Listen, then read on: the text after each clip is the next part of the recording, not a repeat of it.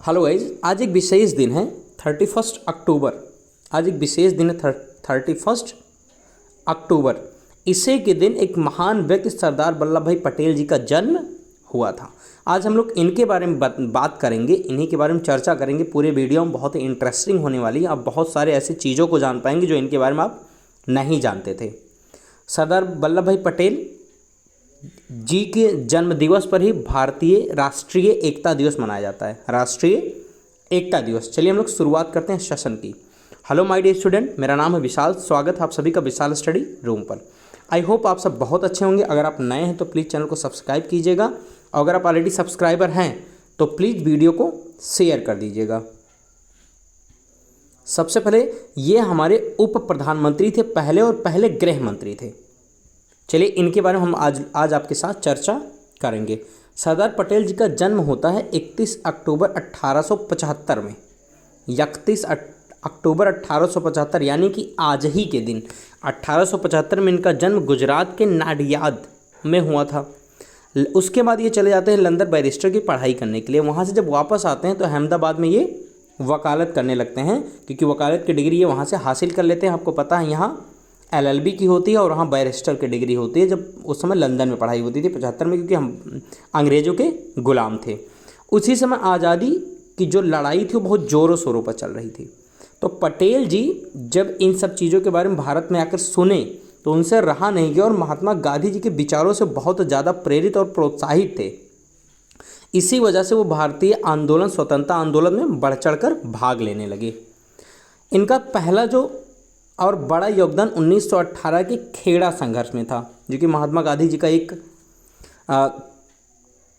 आंदोलन था। उसमें इन्होंने बढ़ चढ़ कर हिस्सा लिया, और ये उनके लिए बहुत बड़ा उस आंदोलन में सरदार पटेल जी का बहुत बड़ा योगदान था। 1928 में एक सत्याग्रह होता है बारदौली, जो किसान आंदोलन होता है। ये भी बहुत बड़ा साबित होता है 1928 में, और यहीं पर बारदौली की महिलाएं इनको सरदार की उपाधि देती है। हम आगे उसकी चर्चा करेंगे। ये भारत के पहले उप प्रधानमंत्री और पहले गृह मंत्री थे। उप प्रधानमंत्री और गृह मंत्री थे। महात्मा गांधी जी ने इनको लौह पुरुष की उपाधि दी थी। महात्मा गांधी जी ने इनको लौह पुरुष की उपाधि दी थी। इन्हीं की याद में गुजरात के नर्मदा के सरदार सरोवर बांध के सामने सरदार वल्लभ भाई पटेल जी की 182 मीटर मतलब 597 फीट ऊंची लौह प्रतिमा का अनावरण किया गया था। 2018 में उसका निर्माण किया गया है, जिसे हम स्टैचू ऑफ यूनिटी के नाम से जानते हैं। स्टैचू ऑफ यूनिटी के नाम से जानते हैं। ये विश्व की सबसे बड़ी प्रतिमा है। 31 अक्टूबर 2018 को ये देश को समर्पित किया गया। मतलब यहाँ आप जाकर घूम सकते हैं, देख सकते हैं। अगर आप गुजरात जाइए तो एक बार यहाँ ज़रूर विजिट कीजिए। ये अमेरिका की जो स्टैचू ऑफ लिबर्टी वो सिर्फ 93 मीटर की है। कितने मीटर की? 93। और ये 182। आप सोच सकते हैं लगभग राउंड ऑफ करके दुगना है। ये स्टैचू ऑफ लिबर्टी का 2 गुना है ये। देखिए, बारदौली सत्याग्रह जो होता है वो किसान आंदोलन होता है, क्योंकि वहाँ के किसानों से बहुत ज़्यादा कर लिया जाता है। तो वहाँ ये जाकर अपना सत्याग्रह करते हैं, और वो बहुत बड़ा सक्सेसफुल होता है। वो वहाँ पर अंग्रेज़ों को एक बार फिर से अपना कर वापस लेना पड़ता है। वहाँ की महिलाओं ने इन्हें सरदार की उपाधि देती हैं, क्योंकि एक लीडर के तरीके से आकर वहाँ के लोगों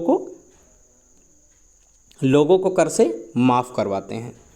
एक और चीज़ जान लीजिए, इन्होंने एक बात कही थी, किसी भी देश का जो बेस होगा वो एकता और उसकी अखंडता होगी। एकता और अखंडता। तो सरदार पटेल जी देश की एकता के सूत्रधार थे, ये आप कह सकते हैं। मतलब ये चाहते थे कि ये अगर ना चाहते तो भारत के आज बहुत सारे पार्ट होते, और इन्हीं की वजह से ही हम आज के दिन राष्ट्रीय एकता दिवस मनाते हैं। सरदार पटेल जी की निधन 15 दिसंबर 1950 को मुंबई में हुआ, और इनको आपको पता है भारत का सबसे बड़ा सम्मान भारत रत्न से भी सम्मानित किया गया। लेकिन इनके मरणोपरांत 1991 में इनके कामों को देखकर, इनकी मेहनत को देखकर, इनका डेडिकेशन को देखकर, जो भी इन्होंने भारत के लिए किया, उसके लिए 1991 में भारत का सर्वोच्च पुरस्कार, नागरिक पुरस्कार भारत रत्न से इनको सम्मानित किया गया 1991 में। और कुछ विशेष चीज़ मैं आपको बता देता हूँ। देखिए, जब देश आज़ाद हो रहा था या 1947 में, बहुत सारे छोटे छोटे प्रांत थे भारत में। भारत एक ही थोड़ी ना था। पहले तो अंग्रेज़ों ने ये कहा कि भारत और पाकिस्तान तो अलग राज्य बनेगा, और जो छोटी छोटी रियासतें हैं वो अगर चाहें तो भारत में मिल जाएं और अगर वो चाहें तो पाकिस्तान में मिल जाएं। लेकिन वो रियासतें जो चाहती हैं कि वो स्वतंत्र रहें, खुद में एक राज्य बने, वो स्वतंत्र भी रह सकती हैं, स्वायत्त भी रह सकती हैं। उन्होंने ये कह दिया। अच्छा, आपको बता दूं तो बहुत सारे ऐसे प्रांत थे, क्योंकि राजा तो राजा होते हैं, वो थोड़ी ना चाहेंगे किसी के अंडर में आना। तो बहुत सारे राजा ऐसे थे जिन्होंने ये चाहा कि हम अलग देश बनेंगे। जैसे एक हैदराबाद हो गया, कश्मीर हो गया, जूनागढ़, इन्होंने कहा कि हम अपना अलग राज्य बनाएंगे, अलग देश बनाएंगे, हम किसी के अंडर में नहीं रहेंगे, ना तो हम भारत में मिलेंगे ना तो पाकिस्तान में। आपको पता है इन तीनों जो रियासतें थी इनको सरदार पटेल जी ने, और इनके अलावा जितनी भी रियासतें थी, मैं आगे आपको बताता हूँ, टोटल 562 रियासतें थीं। भारत के लगभग 562 भाग थे। 562 भाग में 500 लगभग मान के चलिए 3 को छोड़ दिया जाए, 559 भाग को तो सरदार पटेल जी ने मिला लिया। और एक बता दूं, इनकी एज लगभग 60+ होने के बाद भी ये जीप से जाकर हर रियासतों में जाकर उनके राजा से बात की, उनके प्रजा से बात की और फिर उनको भारत में मिलाने के लिए कहा, और सब लोग मिल गए। लेकिन 3 ऐसे थे जिन्होंने मिलने से इनकार कर दिया। वो कहे ना हम पाकिस्तान में मिलेंगे और ना तो भारत में, हम क्या करेंगे, अलग राज्य, अलग देश ही बनेंगे। उसमें से एक था जूनागढ़। तो जूनागढ़ को अब दिक्कत यह है कि अलग देश बनेंगे तो भारत में 3 और देश बन जाएंगे। तो पटेल जी ने क्या किया, जूनागढ़ की प्रजा से बात की, वहाँ उनको समझाया और उनको बताया। तो जब प्रजा ने विरोध किया तो वहाँ का जो नवाब था वो भागकर पाकिस्तान चला गया। इसी वजह से जूनागढ़ आज भारत में है। हैदराबाद का निज़ाम जो था उसको जब पटेल जी ने एक लेटर लिखा कि आप हमारे मिल जाइए, तो वो बिल्कुल मिल नहीं रहा था। तो पटेल जी ने वहाँ हमारे सैनिक को भेजकर, हमारी आर्मी या जो भी सेना थी, पुलिस थी, उसको भेजकर ज़बरदस्ती हैदराबाद को भारत में मिलाया।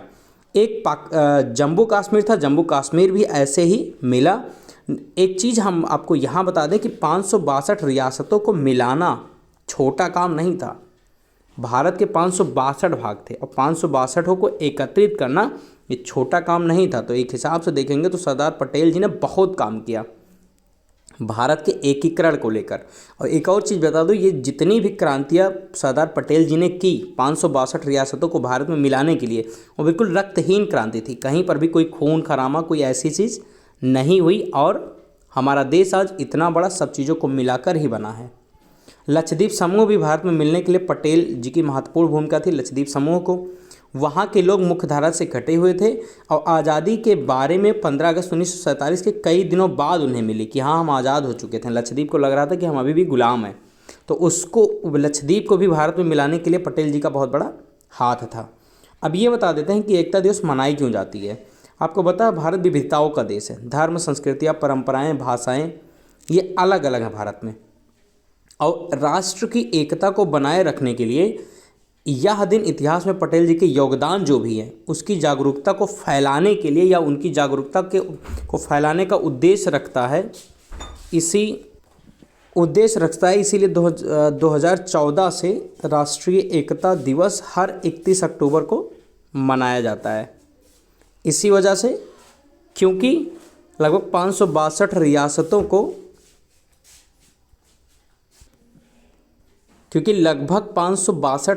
को, इन्होंने मिलाया और भारत को एकीकृत किया और भारत की एकता को बनाए रखा, पूरे भारत को एक बनाया।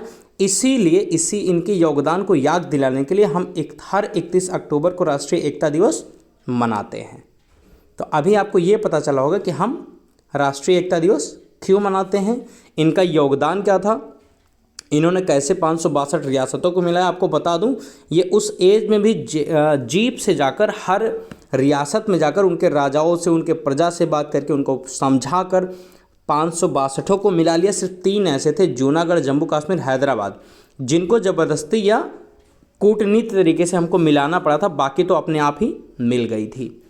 तो आई होप आपने कुछ अच्छा जाना होगा। इनको भारत का सर्वोच्च पुरस्कार भी दिया गया 1991 में, भारत रत्न, जो कि भारत का सबसे बड़ा पुरस्कार होता है। इनके योगदान के लिए इनकी एक प्रतिमा 182 मीटर की गुजरात में बनाई गई है। अगर आप गुजरात कभी विजिट कीजिए तो वहाँ पर ज़रूर जाइए।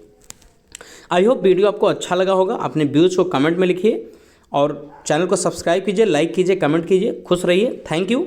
This is Vishal Srivastava signing of.